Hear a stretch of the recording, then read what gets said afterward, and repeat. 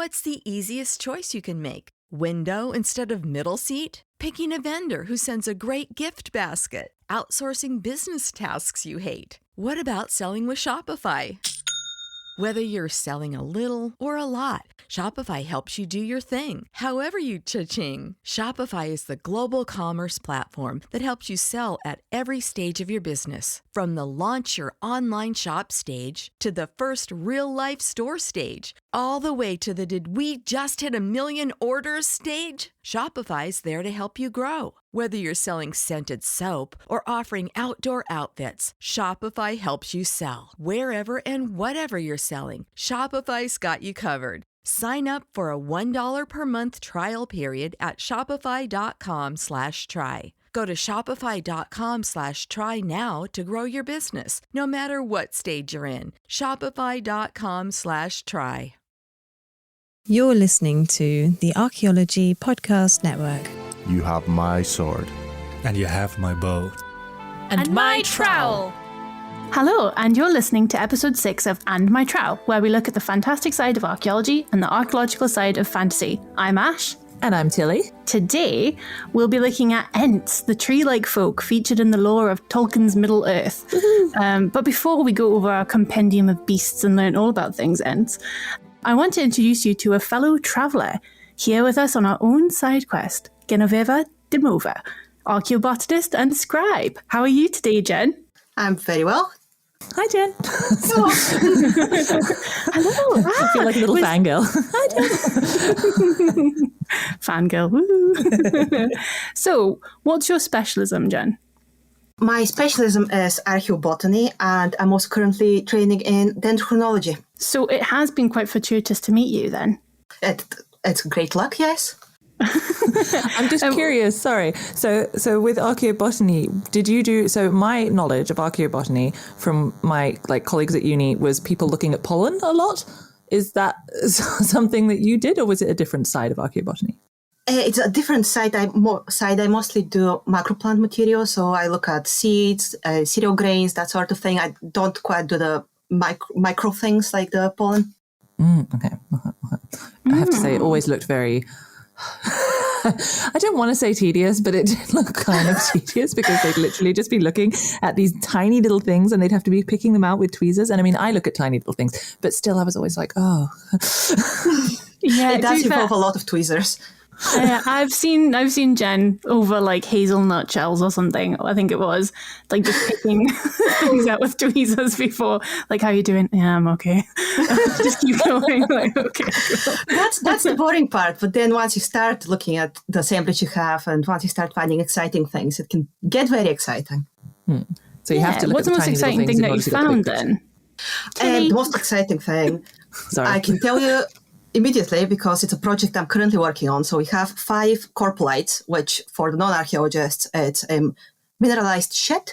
So we have 5 of them that just came up from London, from a cesspit. And in one of them, I found lots of grape seeds, which is quite exciting because you don't normally associate grapes with Britain. So we'll see if it was an import, if they were growing them there. We'll try and find out. But the exciting thing is I found a big corn cockle seed. And corn cockle is extremely poisonous. That's really, really bad news if you eat it. And obviously someone ate it because I found it in their poop. Ooh. So it's very hallucinogenic. This person had an absolutely horrible time. And you can actually find out a lot about the life of a random medieval person just looking at their excrement. Wow. So they took this cockle seed, right? Mm-hmm. And then corn cockle, yeah.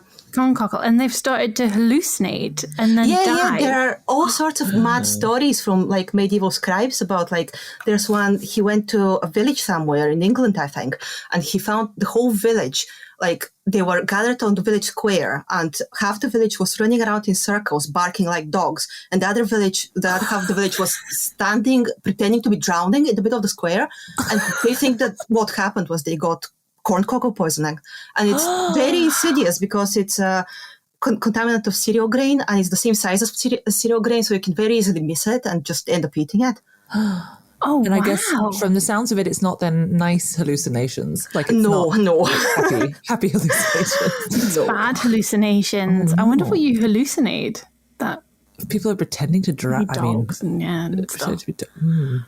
Goodness, the werewolves. That's very exciting. They could be werewolves. Right? That makes sense. It all links together. All starting to connect, Tilly. So that's very exciting. What's your most frustrating thing that you find about your topic? I think more than most other specialisms, we really depend on preservation. So if we have poor preservation, it really can limit how much you can tell. And like for most of my material that I look at, sometimes you get waterlogged material, but that's rare. So mostly we look at charred material. So for plant material to get charred, you need to have some sort of something needs to have gone wrong. Like either it's something small gone wrong, like somebody burnt their dinner, and that's why we found it, or it could be a big catastrophic event, a big fire, and that's how we end up with lots of burnt plant material. And that also means that the things that we tend to find tend to be things that end up in the fire, like cereal grains, because you need to dry them near the fire, or hazelnut shell, because you can use it as kindling. But we don't find all sorts of things that would have been very important in everyday life, like leafy vegetables or medicines are very rarely found because they don't survive.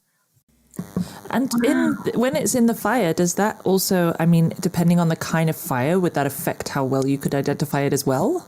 Yeah, absolutely. You need a very specific type of fire so things burn nicely and don't turn to ash. Hey, that's me. I've been very nicely. Yeah, wow. Okay, so that's quite frustrating then for you, that you can't find the other aspects of a life cycle, of a life ways. Yeah, it can be, but sometimes you get beautiful preservation. You get lots of waterlogged material, from example, from cities or from bottoms of ditches. So it is sometimes, rarely, but it does happen that we have beautiful preservation. And how did you get into it? Did you want to specialize in archaeobotany, or did you just kind of fall into it a little bit? I kind of fell into it. I did material culture at university, and then they were looking for a post-ex technician to do flotation and sorting and look at finds and things like that. So I applied for that job and I got the job. And then our archaeobotanist needed help, and she was like, "You're quite good. Do you want to be trained?" And I was like, "Yeah." That's amazing. I love how so many people accidentally got into their specialism. Yeah, I know. They tell you all the time, you need to make sure you're specializing in something, and then people just kind of fall into it, or someone sees something in you and then they go, "Oh yeah, you'd be really good at this." It's fantastic. So what plans are you doing in the future? Have you got any more sites that are coming up? Yeah, I've got some dendrochronology coming up, which I'm very excited about. We've got some samples from Rosling Castle that we'll try to date. So hopefully that gives us a good date. And we have a huge project coming up, which I don't know how much I can talk about because it's professional archaeology. So you're meant to keep it quite secret. But a big waterlogged project, which I'm very excited about. Is it Moss Farm? No. I was going to say, they finished with that one, haven't they? Yeah. No, it's not. Is it this one? Is it this one? No. Tell us. Very cool ones. No hints, nothing. We won't tease it out. No spoilers. No. But the big question is, Jen, do you enjoy reading fantasy? I love reading fantasy. Fantasy is my favorite genre in the world, and I read it all the time. So what's your favorite kind of book series or favorite standalone book? Oh, this is very difficult, and I'm really glad that you told me you asked this question because I spent a lot of time thinking about it, and I have settled on an answer. I'm going to go for Terry Pratchett's Discworld. Yes! Oh, Tilly, you've got another disky. I have been trying to wrangle Terry Pratchett references into every single episode, and I didn't even have to do it for this episode, and I didn't write the script for this one, so... I don't have any. I'm so sorry. I'm all Lord of the Rings in this one. I'm sure Jen and I could wrangle in some. Yeah, please do. It'll go exactly over my head, like completely. But that's cool. And so that's your absolute favorite. What is it about the Discworld books? I really enjoy the humor, obviously. I love the world building, and I love how Terry Pratchett has all these really deep and interesting social commentary, but he kind of filters it through this very absurd world, and kind of that allows him to look at social problems in our world, but kind of one step distant. Which one's your favorite? Yeah. Nightwatch. Nightwatch? Oh, Nightwatch. That's the deepest. Like, that's definitely the most, yeah. deep thought one. I've only read one. Which one? You read Making Money, right? Making Money, yeah. Oh, Making Money was not bad, yeah. That is a very good one too. I really like that one. I think you like The Witches. Oh, yes, you would love The Witch. I've given her Weird Sisters to read. Yes. Oh, yeah. She keeps telling me she'll read it, but she has a TBR the size of... yeah. Everest. So it's somewhere in there. Yeah, and I just downloaded about 50 books, so I need to get through that quite quickly. Jen, a little ent tells me that you might have a book coming out. Yes, I do. Do you want me to tell you about it? Yes. Nah, let's not hear about it. Let's not bother. No, that's fine. That's absolutely We just mentioned fine. it for the hell of it. Is it a fantasy book? It is a fantasy book, yeah. It's a fantasy inspired by Bulgarian and Slavic folklore. And what is it called? It's called Foul Days, and it's coming out next year, next June. Can we get a bit of a blurb? What's it about? I can give it a go. So it's about a witch who trades away her magic to escape her city, which is full of monsters, and also her monstrous ex, but then immediately regrets it because she finds herself without any powers outside of the wall that surrounds her city, and she finds out that the monstrous ex is still after her, and now she can't defend herself. Don't you just hate it when that happens? Monstrous exes, man. What are they like? The worst. And guess what, Tilly? I was actually there when Jen was writing it. You had the behind the scenes. And the behind the scenes. And Yes, we were stuck together in a very small room in St. Kilda. You were. We were both writing at the same time. Jen got hers out, done, dusted, sorted, and I'm still writing. Now it's your turn. And how many references to archaeobotany are in the book? Not that many. I do have quite a few herbs mentioned, so the witch process for potions. So yeah, I did manage to sneak a few references. I can definitely tell you, listener, that it is a fantastic book. I've done the beta reading for it, and it's very good. So I would recommend it. I already have it on pre-order. Oh, I'm excited. I'm sure we'll also read it in our Archaeo book club because that sounds like something that we would enjoy. Yes, absolutely. And it's related to historic, folklore and things. So. It's got a lot of folklore in it, hasn't it? Or maybe we could have a folklore month. There you go. Sorted. Done. Sorted. Excellent. Well, you really are an expert on all these things. Creatures, archaeobotany. So it was very, very good that we met you in the Prancing Pony Inn then. So, Jen, we've got a situation, okay? And we really need your help with it. Both Tilly and I were commissioned by the Hoggle-Bush Historical Society of Fanghorn Forest, okay, to record the last march of the Ents. Unbeknownst to us, it was an active battle site, which really messed up our archaeological research questions. But luckily, there were no orcs in sight. The place was pretty much abandoned. Ancient weapons littered the barren earth, and the scent of sulfur was almost too much to bear. Of course, somebody brought curried haddock into the site hut for lunch, so we were all a bit out of sorts that day. That was awful. Oh, yeah, horrible. So we were just taking this huge sample of very charred, carbonized wood. And suddenly, out of nowhere, this huge tree started talking to us. He introduced himself as Treebeard. My jaw hit the floor. Tilly was like, oh my goodness.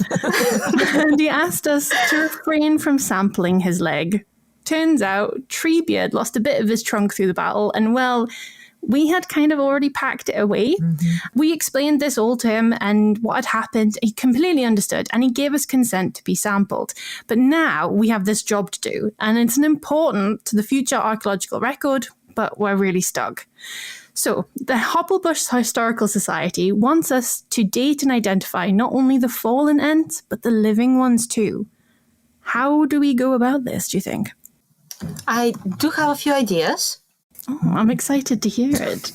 By the way, can I say, of course, I'm a member of this as well and totally a part of this, and it wasn't a scenario that Ash wrote for this podcast recording. The Hoggle-Bush Historical Society is the cutest name ever.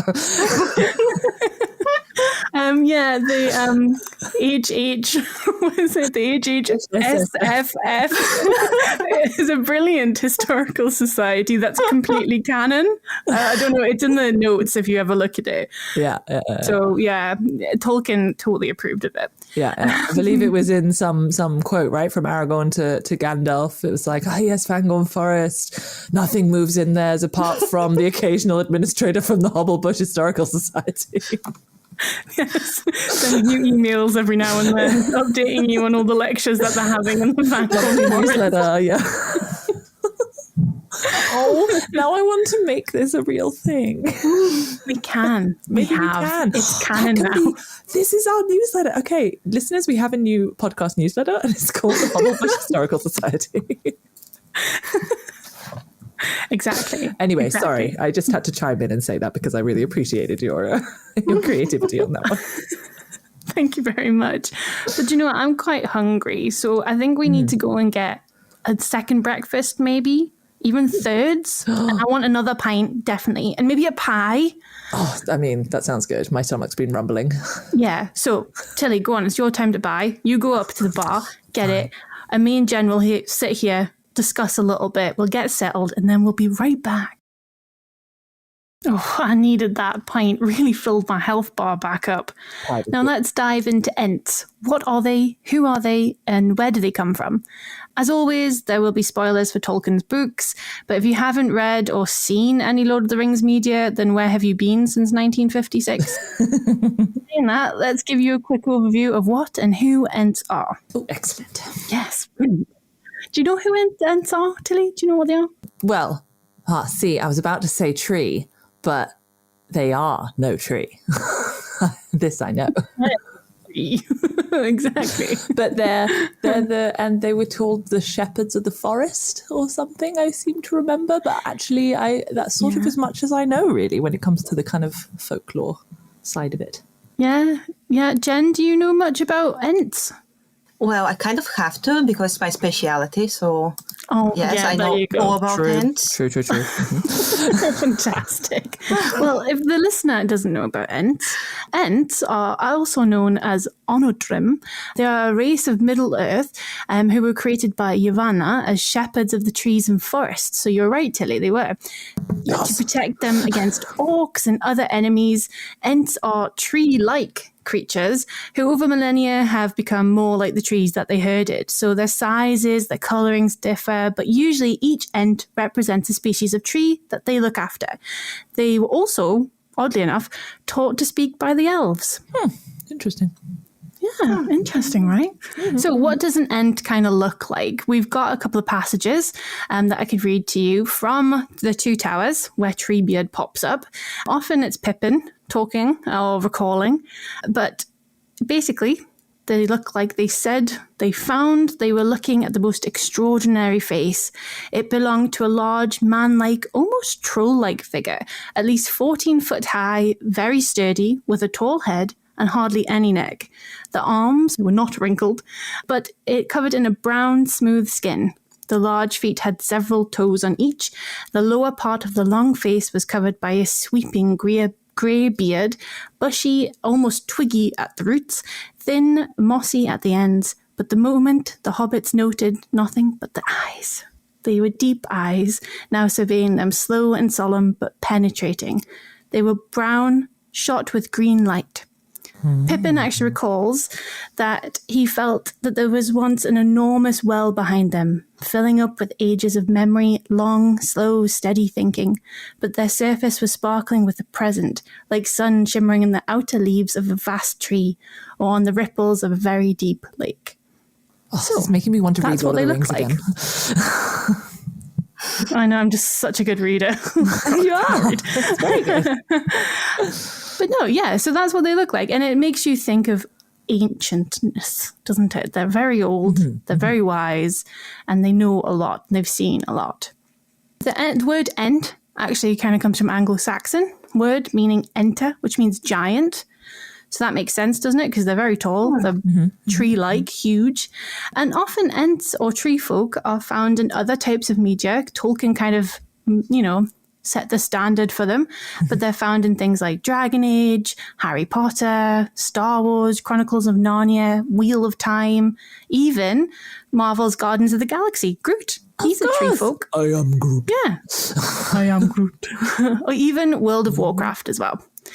So, have you read any books other than Lord of the Rings that feature Ents? I have read Uprooted by Naomi Novik. Oh, I don't know that one. Uprooted, that's a fantastic book. That's one of my favourite fantasy books. It's a really good book. And the whole plot is kind of centered around these tree folk that in the beginning we think were evil, but maybe they're not so evil. Yeah, that's true. They do. They kind of like, and spoilers right now for anyone who has not read Uprooted, but they kind of like consume people, if that's right. And there's like a mania that goes on with it. That's exactly it. Yeah, I think they take over your mind or something like that. It was very creepy. I remember it was very well described.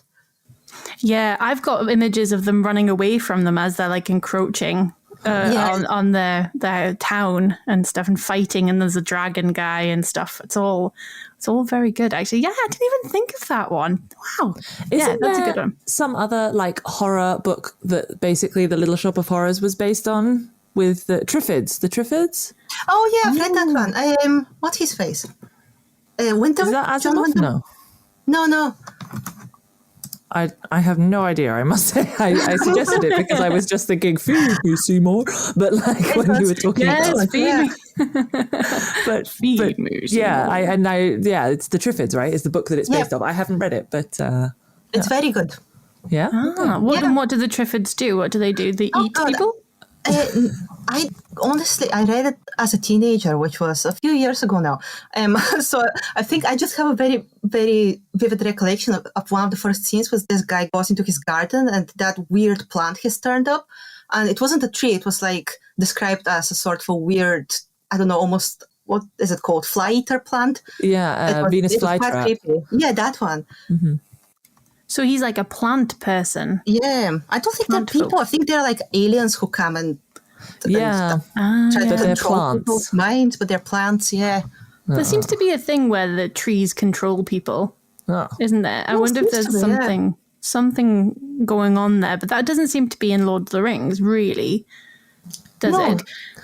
I guess because Tolkien sort of had that he loved nature and he sort of almost had that what's the word, respect for forests and woodlands, whereas maybe some other authors might almost have a fear of the kind of forests and the vastness of them. I don't know, this is me just going purely off tangent now, but that could be, I guess, sort of how it affects. There's sort of two ways to look at trees and nature and forests and things, I suppose.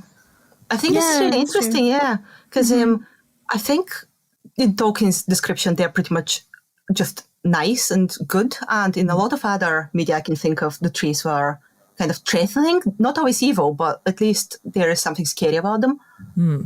Powerful. Yeah, there is a fear of woodland, isn't there? I suppose it kind of calls back to when we are hunter-gatherers and there's wolves and things running around the place. And the dark. I mean, the dark is terrifying. So, yeah, plants and stuff. Unknown plants, maybe you'd eat something thinking it's cereal and then you end up going mad, you know? Pretending to be a dog and run around on the village street. Yeah, exactly. Just purely hypothetical thoughts coming out of nowhere. But it's interesting. It makes you wonder what people in the past would have thought about trees and woodlands and things as well. Yeah. Whether they'd have been afraid of them or whether they'd have revered them. In a way. Well, they used a lot of the wood, obviously, to make structures and stuff, didn't they? Yeah. And there's often ones where they, like burial sites and Neolithic kind of monuments where they turn the roots upside down so the roots are showing. So they're quite dramatic, don't they? They put them in big, like, ditches and stuff. And it would have been quite terrifying in the mist and stuff to see that. I think big trees. And they weren't there some trees, I can't remember what time period it was from though, I think it was later, where they used to tie things to them or something like that. It was almost like a kind of I'm going to say the word ritual site, and it still goes on in quite a lot of places today as well. And I'm trying to think of where it was. I think it was somewhere in Scotland, because one of my classmates, I remember at university, did her thesis on it, on these trees that kind of you go and you'll tie a scarf or a piece of ribbon or something to it, and it's kind of the memory attached to it, but also the feeling and all this kind of thing. So yeah, and you had my favorite. Sorry, I'm going off on a tangent now. My favorite was there's some Viking church from after they were converted to Christianity, and it's on the site of another Viking site, which is also on the site of, they like dug down and they found out there was the church. And then under that was another Viking site, but like a pagan site. And then under that was this massive tree that had clearly been felled to make way. But so it was sort of like, the tree was kind of already an important place. And that was why they then put this pagan site on it and then the church on it. Like a palimpsest. Yeah. That's really cool. Very cool. But I mean, that's the thing. A lot of kind of early, I hate to say, but like pagan, because we don't know what they believe. Ritual and religion and stuff and belief, that it's often around kind of water, trees, nature. It's all into the earth. And well, I mean, if you think Viking, Yggdrasil. Yes, of course. I mean, the world tree, it is a sentient kind of being almost. That is the whole crux of the cosmos, really. And if it's not there, you know, Ragnarok happens, and so it's trees are they connect us to the world a lot of the time, don't they? And they are what we would use to build our shelters, and they're really a big part of human life. Trees, and we can't live without trees. Yeah, you know. I am actually wondering if that's why, like, these threatening figures of trees appear often in folklore and mythology and then in fantasy, because I feel like we have a bit of a sense of guilt of how we treat our forests. Yeah. Or maybe it's a way of moving away from those beliefs too. Like, you know, making the tree seem scary rather than lovely, like Treebeard, and very polite. You know? Maybe it's meant to scare you a little bit away from that kind of stuff. Maybe you won't. You won't go near it. Maybe. Yeah. That's very interesting. But what's your favourite type of depiction of Ents? I mean, I love Groot. I definitely do. But I also love Lord of the Rings. I think it's fantastic. I mean, Treebeard is an iconic character. You know, if someone says Treebeard, I think everybody knows what he looks like. You can see him, especially from the Peter Jackson films. So what's your favourite? I have to say, after you read out that section, I think you said the arms were not wrinkled but covered in brown, smooth skin. That to me really, I think probably because I've now watched the films so much, even though I did technically read the books before watching the films, just because I've watched the film so much, I have that vision in my head now of Treebeard. So the thought of him with smooth skin is really weird. You think of him like a stick man with little arms. Right? Like and things. So it feels like there's like, you know, like Mickey Mouse gloves on almost. Right. But yes, I need to sorry, Jen, you go first because I need to think about my favourite one. Okay, I'm going to go for The Witcher, which we also did not mention. I can't remember if they're in the books, but they're definitely in the games. They are like these Slavic folklore creatures called Leshi or Lesnik, which are exactly tree people, and they're usually quite threatening and scary, especially if you piss them off. And in the games, they are extremely hard and, well, at the start, and then they get easy, but they are quite threatening. Yeah, that's a really good one. Oh my God, you're coming up with all the ones here. Yeah, that's amazing. Yeah, Witcher. I didn't even think of Witcher. Yeah, she's an archaeobotanist. She knows every tree in the world. Every tree in every fantasy thing. Every tree, every fantasy. I'm trying to think. I did tell you I came prepared. You did, yeah, well done. I don't think we did. I know, I forgot about this question. So I haven't prepared. No, but that's a fantastic one. They are really difficult to kill in the game. I remember that actually. Because you shouldn't kill trees. Yeah. I mean, it's fire, obviously, and you'd use the was it the oh my God, what's it, Igni? Igni. It's Igni. You'd use Igni to get rid of them. Yeah, but they are quite hard to kill, and they're overpowered as well. I remember having to beast up for it to try and go for, or turn the difficulty down.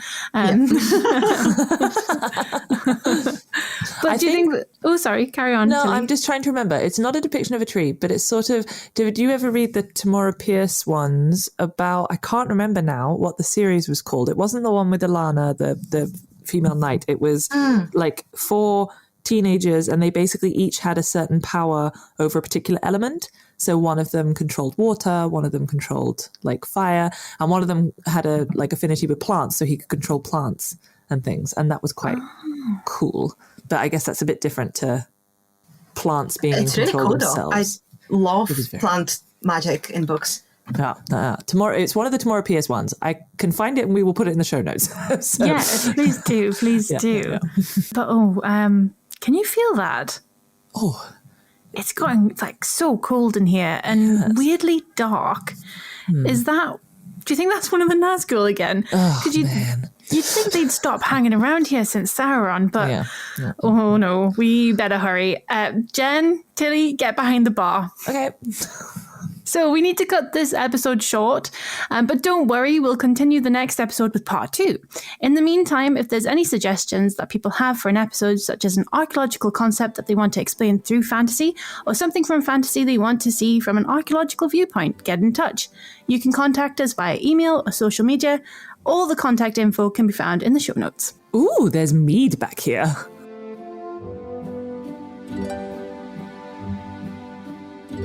This episode was produced by Chris Webster from his RV traveling the United States, Tristan Boyle in Scotland, DigTech LLC, Culturo Media, and the Archaeology Podcast Network, and was edited by Chris Webster. This has been a presentation of the Archaeology Podcast Network. Visit us on the web for show notes and other podcasts at www.archpodnet.com. Contact us at chris@archaeologypodcastnetwork.com.